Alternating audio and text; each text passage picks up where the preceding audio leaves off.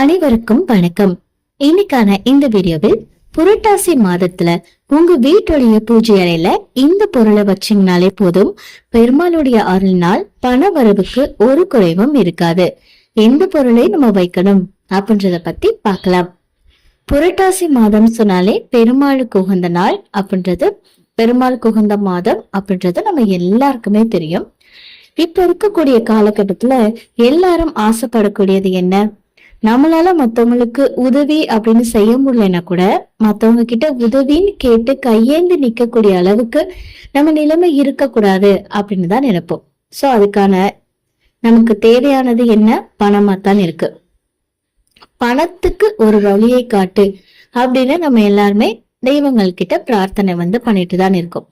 So கை நிறைய உங்களுக்கு செல்வ கடாட்சம் கிடைக்கணும் அப்படின்னா இந்த புரட்டாசி மாதத்துல தவறாம நீங்க பெருமாள் வழிபாடு செய்யணும்.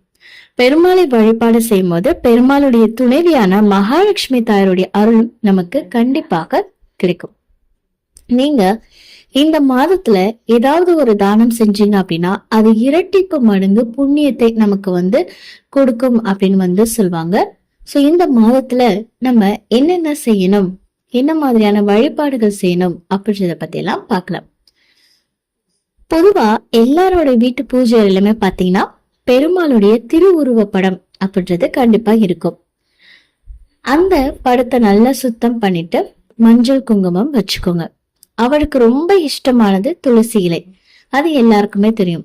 சோ துளசி இலை வாங்கி பெருமாள் படத்துக்கு நீங்க சாத்திக்கோங்க. அதுக்கப்புறமா ஒரு சின்ன வெள்ளிக்கிண்ணம், அந்த வெள்ளிக்கிண்ணத்துல கொஞ்சமா டைமண்ட் கற்கண்டு இருக்கு பாத்தீங்களா, அதை போட்டு அவருக்கு நெய்வேத்தியமா அதை நீங்க வச்சுட்டே வரணும். இப்போ வெள்ளிக்கிண்ணம் அப்படின்னோட எல்லார் வீட்லயுமே இருக்கும் அப்படின்னு சொல்ல முடியாது. அந்த மாதிரி இருக்கவங்க என்ன பண்ணலாம் அப்படின்னா, சின்ன சின்ன மண்ணால் செய்யப்பட்ட தட்டுக்கள் இருக்கு, பித்தளையால செய்யப்பட்ட கிண்ணங்கள், தட்டுக்கள் இதெல்லாமே இருக்கும். அந்த மாதிரி ஏதாவது ஒண்ணுல நீங்க வச்சுக்கலாம். டைமண்ட் கற்கண்டு வைக்கிறது ரொம்பவும் விசேஷம். அதே மாதிரி அவருக்கு ரொம்ப பிடிச்சது கொஞ்சமா தண்ணியில பாத்தீங்கன்னா பச்சை கற்பூரம், 2 துளசி இலை, இது போட்டு கொஞ்சம் ஏலக்காய் இதெல்லாம் போட்டு தண்ணி அவருக்கு பக்கத்துல எப்பவுமே இருக்கணும், பஞ்ச பாத்திரத்துல. சோ இதுவுமே அவருக்கு ரொம்ப ரொம்ப உகந்ததாக சொல்லப்படுது. சோ இந்த மாதிரிலாம் நீங்க செய்து அவரை மனசார நீங்க பிரார்த்தனை பண்ணீங்க அப்படின்னா கண்டிப்பாக உங்களுக்கு கோடி செல்வத்தை கொட்டி கொடுப்பார்.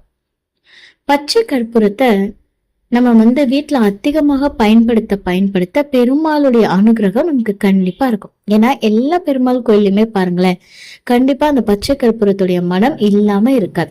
சோ நீங்க பச்சை கற்பூரத்தை நீங்க இந்த மாசம் அதிகமாக பயன்படுத்த உங்க வாழ்க்கையில் இருக்கக்கூடிய பண கஷ்டம் அப்படின்றது கண்டிப்பாக நீங்க ஆரம்பிக்கும். உங்களுக்கு தெரிந்த விஷ்ணு ஸ்லோகம், பெருமாளுக்குரிய பாடல்கள் இதெல்லாமே பாடி தினமுமே அவருக்கு தீபம் ஏற்றி தீப தூப ஆராதனைகள் காட்டி வழிபட்டுட்டு வந்தீங்க அப்படின்னா ரொம்ப நல்லது. வழிபடும் போது நான் சொன்ன மாதிரி ஒரு சின்ன வெள்ளி கிண்ணத்துலயோ இல்ல ஏதாவது கிண்ணத்துல கொஞ்சமா டைமண்ட் கற்கண்டு போட்டு வழிபடுங்க.